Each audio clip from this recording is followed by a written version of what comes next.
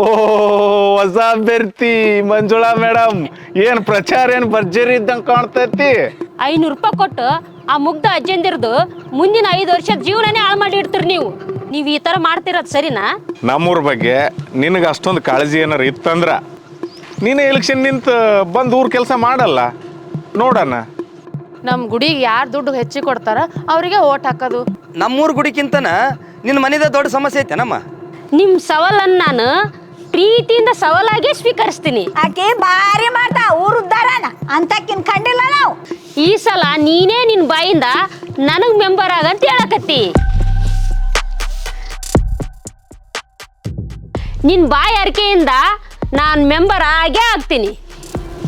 ಏ ಅಕ್ಕ, ನಮ್ಮ ಮದ್ರ ಪಣ್ಣಂದ ಅವ ನೋಡಿ ಏನು ಒಳಗ ಪುಕ್ಕ ಪುಕ್ಕ ಅನ್ನಕತ್ತದ.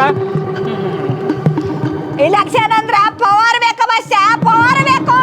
ವಯಸ್ಸಾದವ್ರನ್ನ ಟಾರ್ಗೆಟ್ ನೋಡಿ ನಮ್ಗೆ ಮೇನ್. ಮುಂದಾನೆ ನೀರಿಲ್ಲ ಓಣೋ ನೀನ್ ನಾನು ಇಂಥ ವಯಸ್ಸಾಗ ಅಡ್ಡಾಡ್ಬೇಕು ನೋಡಿ, ನೀರಿಗೆ ಅಡ್ಡಾಡ್ಬೇಕು. ನಮ್ಮ ಊರಾಗ ಕುಡಿಯಕ್ಕೆ ನೀರಿಲ್ಲ ಅಂದ್ರನ ಊರ್ ಎಂಟ್ರಿಗೊಂದು ದೊಡ್ಡ ಕಮಾನ್ ಮಾಡ್ಸಕತ್ತಾರ. ಅದು ಆರ್ಚ್ ಅಂತಾರಲ್ಲ, ಆ ಆರ್ಚ್ ಮಾಡ್ಸಕತ್ತಾರ. ಆ ಓಣಕ್ ಹೋದೆ ಆ ಓಣಕ್ ನೀರಿಲ್ಲ, ಈ ಓಣಕ್ ಹೋದೆ ಈ ಓಣಕ್ ನೀರಿಲ್ಲ. ನಮ್ಮೂರು ಮಂದಿ ಅದ ನಮ್ಮ ವಜ್ರಪ್ಪನ ದೊಡ್ಡ ಸಾಧನೆ ಅಂತೇಳಿ ಫೋಟೋ ತೆಗೆದು ಸ್ಟೇಟಸ್ ಇಡಕತ್ತಾರ. ಉಪಯೋಗ ಇಲ್ಲ ಅಂದ್ರೂ ಪರವಾಗಿಲ್ಲ, ನೋಡಕ್ ಮಾತ್ರ ದೊಡ್ಡ ಕಾಣ್ಬೇಕು ಅಂದಾಗ ಮಾತ್ರ ಗುರುಸ್ತಾರ ನೋಡ ಬಸವ. ಕುಡಿಯಕ ನೀರ್ ಬಿಟ್ರ ದೊಡ್ಡ ಸಾಧನೆ ಅನ್ನಗಲ್ಲ ಅದಕ್ಕ. ವಜ್ರಪ್ಪ ಸಾವ್ಕಾರಣ್ಣ ನಾನು ಯಾವತ್ತೂ ಮರೆಯಲ್ಲಣ್ಣ.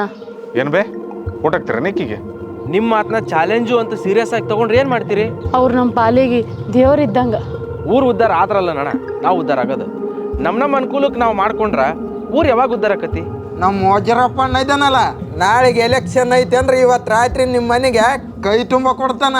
ಅಪೋಸಿಟ್ ಇದ್ದರು ಬರೇ 1 kg ಅರ್ಧ kg ಕೋಳಿ ಕೊಟ್ರ ನಾನು 2 kg 2.5 kg ಕೋಳಿ ಕೊಟ್ಟಿನಿಲ್ಲ. ಹೌದು ಬಿಡು, ನೀ ಹೇಳೋದೇನು ಕರೆ ಐತಿ. ನಾನು ಅದಿನಂತ ಮತ್ತೆ ಸುಮ್ಮನೆ ಹಂಗೆ ಹೇಳಬೇಡ. ಕರೆನ ಹೇಳಕತ್ತೀನಿ ಅಪ್ಪ, ವಾಟ್ ಇಸ್ ನಾನಾಗ ಸುಳ್ಳು ಹೇಳ್ಕೊಳ್ಳಿ. ಕುದಿಸಿಟ್ಟು 2 ದಿನ ತಿಂದಿ ನೋಡಿ ನಾನು. ನಿಮ್ಮಂಥ ಪ್ರಾಮಾಣಿಕ ವ್ಯಕ್ತಿಗಳ ಜೊತೆಗೆ ನಮ್ಮಂಥ ಯುವಕರು ನಿಂತ್ಕೊಂಡಿಲ್ಲ ಅಂದ್ರೆ ನಮ್ಮ ಊರು ಯಾವತ್ತೂ ಉದ್ಧಾರ ಆಗಂಗಿಲ್ಲ. ಹೌದು ವಜ್ರಪ್ಪಣ, ಆಕಿ ಸೋಷಿಯಲ್ ಮೀಡಿಯಾ ಒಳಗೆ ಭಾಳ ಆಕ್ಟಿವ್ ಅದಾಳ. ಪ್ರತಿ ಮನೆಗೂ ಹೋಗಿ ನೀ ಅನ್ಕೊಂಡಿರೋದನ್ನ ಮಂದಿಗೆ ಹೇಳೋನು, ಮಂದಿಗೆ ಅರ್ಥ ಮಾಡ್ಸೋನು. ಅವಾಗ ಮಂದಿ ನಿನ್ನ ಅರ್ಥ ಮಾಡ್ಕೊಂಡು ಗೆಲ್ಲಿಸ್ತಾರ. ದೇವಸ್ಥಾನಕ್ಕೆ ಯಾರು ರೊಕ್ಕ ಜಾಸ್ತಿ ಕೊಡ್ತಾರ ಅವ್ರಿಗೆ ಓಟ್ ಹಾಕೋಣ ಅಂತೀರಲ್ಲ, ನಾಳೆ ಅವಾಗ ಗೆದ್ದು ಬರ್ತಾನ. ಅವಾಗ ನಿಮ್ಮ ಮಕ್ಕಳನ್ನ ದೇವಸ್ಥಾನ ಗಂಟೆ ಬರ್ಸಕ್ ಬಿಡ್ತೀರ, ಇಲ್ಲ ದೇವ್ರಿಗೆ ಪೂಜೆ ಮಾಡಕ್ ಕಳಿಸ್ತೀರ. ಹೆಣ್ಮಕ್ಳು ಸಣ್ಣಸ್ಕೋಬೇಕಂದ್ರ ಊರಾಗ ಮಂದಿ ಎಲ್ಲರ ಮಕ್ಕದ ಮೇಲೆ ಹೋಗ್ಬೇಕು. ಅದು ರಾತ್ರಿ 9-10 ಗಂಟೆ ಆದ್ಮೇಲೆ. ಅವ್ರಿಗೆ ಏನಾರ ಹೆಚ್ಚು ಕಡಿಮೆ ಆದ್ರ ಯಾರು ಕೇಳೋರು ಇರಲ್ಲ.